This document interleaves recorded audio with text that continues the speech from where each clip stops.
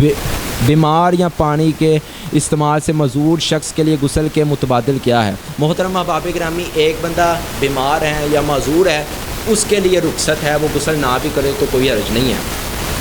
رسول اللہ صلی اللہ علیہ وسلم کی زندگی کے اندر ایک معاملہ پیش آیا تھا، ایک صحابی تھا کہ وہ اس کو احتلام ہو گیا۔ کیا ہو گیا؟ احتلام ہو گیا۔ صحابی رسول تھے، ان سے وہ پوچھا میں کیا کروں؟ انہوں نے کہا تو غسل کر۔ انہوں نے کہا میں بڑا بیمار ہوں۔ انہوں نے کہا تو پھر بھی غسل کر۔ کیا کر؟ تو پھر بھی غسل کر۔ انہوں نے بیچارے نے، صحابی نے غسل کیا۔ وہ جب غسل کر کے باہر نکلا، اپنی اس کو وہ صحابی بیچارہ بیمار تھا، وہ بیماری کو برداشت نہ کر پایا اور فوت ہو گیا۔ کیا ہو گیا؟ فوت ہو گیا۔ رسول اللہ صلی اللہ علیہ وسلم کے پاس یہ معاملہ آیا۔ رسول اللہ صلی اللہ علیہ وسلم نے فرمایا کہ صحابی جب اللہ نے رخصت دی ہے تو تم کون ہوتے ہو کہ دین میں اضافہ کرنے والے؟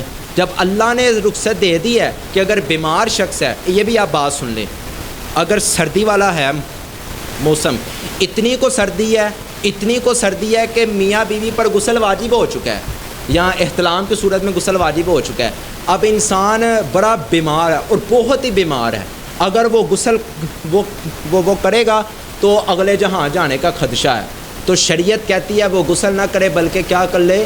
تیمم کر لے، کوئی حرج نہیں ہے۔